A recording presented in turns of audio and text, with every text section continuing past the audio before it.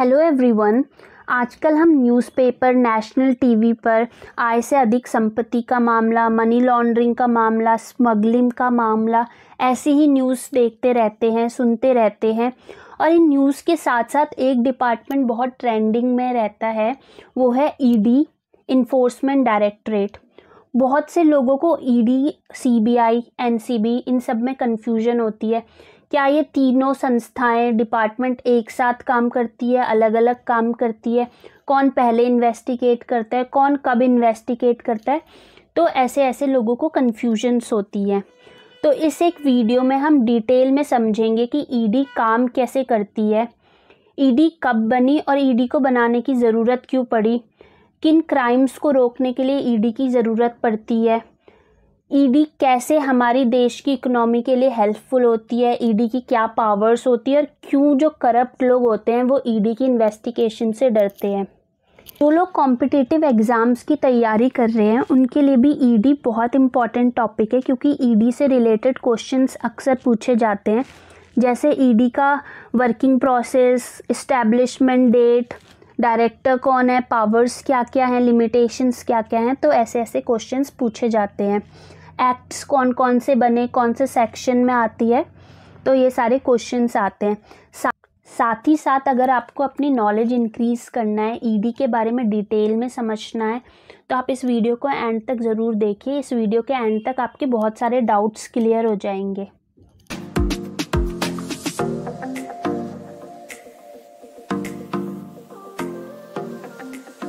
ED, directorate of enforcement, जिसे enforcement directorate भी कहते हैं, हिंदी में इसे प्रवर्तन निर्देशालय कहते हैं।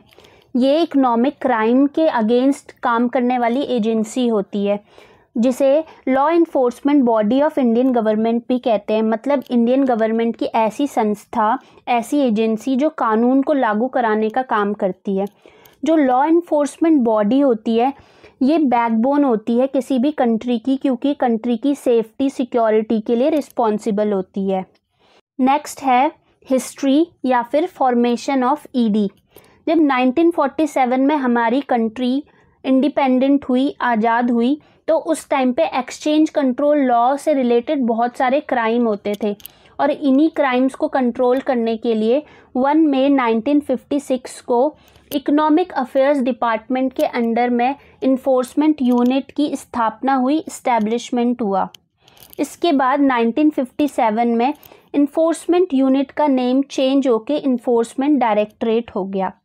फिर उसके बाद सबसे इम्पॉर्टेंट टर्निंग पॉइंट आया 1960 में, जब ये इकोनॉमिक अफेयर्स डिपार्टमेंट से शिफ्ट होके डिपार्टमेंट ऑफ रेवेन्यू, जो मिनिस्ट्री ऑफ फाइनेंस के अंडर में आता है, वहाँ चले गया, वहाँ शिफ्ट हो गया। उस टाइम पे इसके अंडर में एक ऑफिसर और 3 पुलिस इंस्पेक्टर थे। ये यहाँ पर से रॉन्ग है, 1 officer and 3 police inspector. Next है ऑब्जेक्टिव ऑफ ईडी। ईडी का काम करने के मेन तरीके क्या हैं, ईडी कैसे काम करती है? तो ईडी एक इन्वेस्टिगेशन बॉडी है, इन्वेस्टिगेटिंग बॉडी है। और सबसे पहले हम ये समझेंगे कि इन्वेस्टिगेशन क्या होती है। इन्वेस्टिगेशन एक सिस्टमेटिक तरीका होता है जिसमें हम फैक्ट्स देखते हैं, फिर उनको सर्च करते हैं, फिर उनकी रिपोर्ट करते हैं। मतलब जहाँ पे भी रिपोर्टिंग बॉडी होती है वहाँ पे उसे रिपोर्ट करते हैं। ये स्टेप बाय स्टेप इंक्वायरी का प्रोसीजर होता है। अब जो हमारी ईडी है, इन्फोर्समेंट डायरेक्टरेट, उसकी ऑफिशियल साइट पे लिखा हुआ है, it is a multi disciplinary organization mandate with investigation of offense of money laundering and violation of foreign exchange law। मतलब ये ऐसी संस्था है जो इन्वेस्टिगेट करती है ऐसे ऑफेंस, ऐसे क्राइम को जो मनी लॉन्ड्रिंग या फिर फॉरेन एक्सचेंज लॉ के अगेंस्ट हो। तो यहाँ पे हमने इसे चार्ट के थ्रू डिफाइन किया है। फॉरेन एक्सचेंज एक्ट 1999 और मनी लॉन्ड्रिंग एक्ट 2002 पे ये काम करती है। तो फॉरेन एक्सचेंज का मतलब जो होता है कि विदेशी मुद्रा का आयात या निर्यात, और मनी लॉन्ड्रिंग का मतलब होता है 2 नंबर के कमाई को 1 नंबर या ब्लैक को वाइट करने का तरीका, काले धन को सफ़ेद करने का तरीका मनी लॉन्ड्रिंग कहलाती है। और मनी लॉन्ड्रिंग, हवाला या फिर ये फॉरेन एक्सचेंज के थ्रू, मतलब कोई बिजनेसमैन है, सपोज़ कोई बिजनेसमैन है, उसके पास ब्लैक मनी है, तो वो कोई बाहर असेट्स खरीदेंगे फॉरेन्स में और फिर उन असेट्स को सेल करेंगे छोटी छोटी कंपनीज़ में, फिर उसे वाइट करके फिर इंडिया लेकर आएंगे, तो इससे हमारी इकोनॉमी अफेक्ट होती है। नेक्स्ट है इन्फोर्समेंट डायरेक्टरेट प्रोसेस, इसे हम 5 पिलर्स ऑफ ईडी भी कह सकते हैं। इसमें फर्स्ट है फेरा, the foreign exchange regulation act 1973। ED एक स्टैचुरी बॉडी है, मतलब जब कॉन्स्टिट्यूशन का फॉर्मेशन हुआ तो ईडी उसका पार्ट नहीं थी, लेकिन लेटरली फेरा के ज़रिए ईडी सेक्शन 3 के अंडर में है। अब नेक्स्ट है FEMA, the foreign exchange management act 1999। ये दोनों एक्ट, FERA and FEMA, foreign exchange को डील करते हैं। नेक्स्ट है पीएमएलए। पीएमएलए एक ऐसा एक्ट है जिसके बाद ईडी की पावर्स और ज़्यादा बढ़ गई। पीएमएलए से रिलेटेड एक इम्पॉर्टेंट फैक्ट है कि पीएमएलए अटल सरकार के टाइम पे लागू हुआ। इसको धारा दी या फिर इसको और पावर दी मनमोहन सरकार ने 2005 में, और मनमोहन सरकार के फाइनेंस मिनिस्टर पी चिदम्बरम को इसका क्रेडिट मिला। आज यही एक्ट बहुत सारे नेताओं के लिए आफत का ज़रिया बन गया है।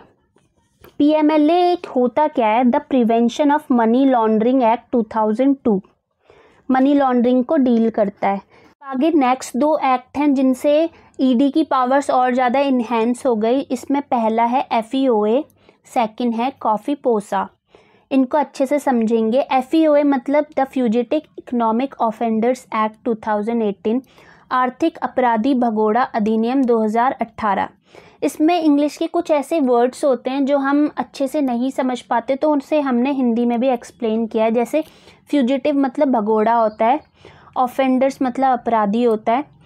तो ये एफईओए का मतलब होता है कि ऐसे बिजनेसमैन, ऐसे पर्सन्स जो बैंकरप्ट हो जाते हैं, कुड़क हो जाते हैं, और फिर उसके बाद ये बिना बैंक के पैसे चुकाए फॉरेन में शिफ्ट हो जाते हैं, भाग जाते हैं। तो इन्हें कंट्रोल करने के लिए और इकोनॉमी को बचाने के लिए ये एक्ट आया है। इसमें विजय माल्या एक एग्जाम्पल है, और भी बहुत सारे बिजनेसमैन हैं, और ईडी इनकी टाइम टू टाइम लिस्ट जारी करती रहती है। नेक्स्ट है कॉफ़ी पोसा एक्ट। ये स्मगलिंग को कंट्रोल करने के लिए एक्ट बनाया गया है 1974 में। नेक्स्ट है पावर्स ऑफ ईडी। ईडी की क्या क्या पावर्स होती है? तो सबसे पहले जब भी किसी लोकल पुलिस स्टेशन में 1 करोड़ या उससे ज़्यादा धांधली का मामला होता है, इलीगल मनी, इलीगल असेट्स का मामला होता है, तो वहाँ पे ईडी आती है, ईडी इन्वेस्टिगेट करती है, ईडी का रोल स्टार्ट होता है। ईडी के पास पावर होती है कि वो सर्च कर सकते हैं, यानी तलाशी ले सकते हैं, सीजर कर सकते हैं, जब्ती कर सकते हैं, जब्त कर सकते हैं किसी की प्रॉपर्टी या पैसे, अटैचमेंट ऑफ प्रॉपर्टी कर सकते हैं, मतलब कुड़की कर सकते हैं, और अगर किसी को दोषी पाते हैं तो उससे 3 गुना राशि चार्ज कर सकते हैं, 3 टाइम्स ऑफ अमाउंट उससे चार्ज कर सकते हैं। नेक्स्ट है ईडी को किसी भी जगह इन्वेस्टिगेट करने के लिए परमिशन की ज़रूरत नहीं होती है, वो डायरेक्टली इन्वेस्टिगेट कर सकते हैं। One of the best power of ED में आता है।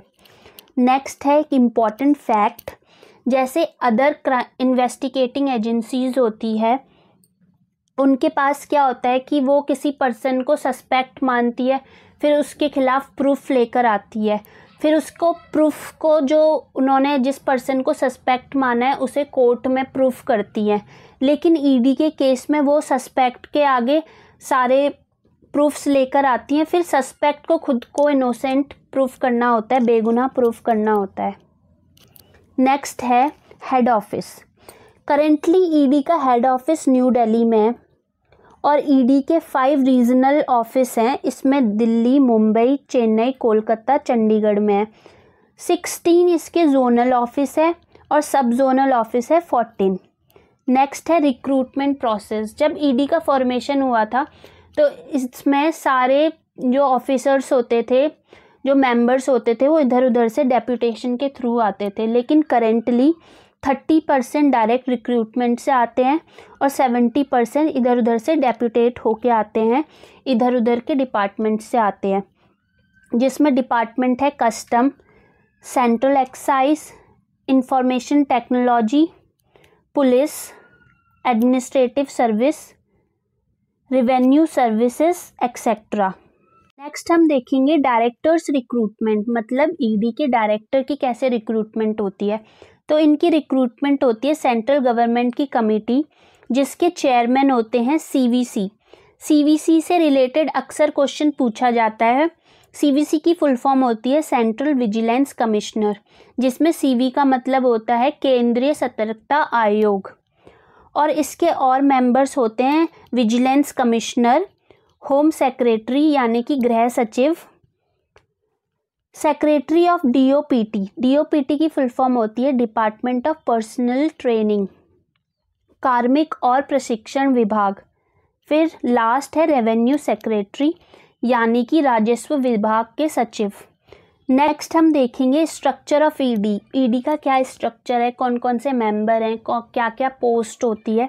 तो इसमें सबसे पहली पोस्ट आती है डायरेक्टर ऑफ ईडी। प्रेजेंट में संजय कुमार मिश्रा ईडी के डायरेक्टर हैं। इससे पहले ये चीफ कमिश्नर थे इनकम टैक्स में, और अक्टूबर 2018 में ये ईडी के डायरेक्टर बने। डायरेक्टर के नीचे होते हैं स्पेशल डायरेक्टर और उससे नीचे पोस्ट होती है जॉइंट डायरेक्टर। तो ये थी कंप्लीट डिटेल वीडियो ईडी के ऊपर। इस वीडियो को एंड तक देखने के लिए बहुत बहुत थैंक यू। आई होप इस वीडियो में आपके बहुत सारे डाउट्स क्लियर हुए होंगे और आपको कुछ नया इन्फॉर्मेटिव सीखने को मिला होगा। फिर भी अगर आपके कुछ डाउट्स होते हैं तो आप मुझे कमेंट कर सकते हैं, या फिर फेसबुक इंस्टाग्राम के थ्रू आप मुझसे डायरेक्टली क्वेश्चन कर सकते हैं, जिसका लिंक आपको डिस्क्रिप्शन में मिलेगा। अगर आपकी कुछ सजेशंस है या आप कुछ नए टॉपिक्स पे वीडियोस चाहते हैं तो आप मुझे डायरेक्टली कमेंट कर सकते हैं। एक बार फिर से इस वीडियो को एंड तक देखने के लिए बहुत बहुत थैंक यू। प्लीज़ इस वीडियो को ज़्यादा से ज़्यादा लोगों के साथ शेयर कीजिए, लाइक कीजिए और चैनल को सब्सक्राइब कीजिए। Thank you so much.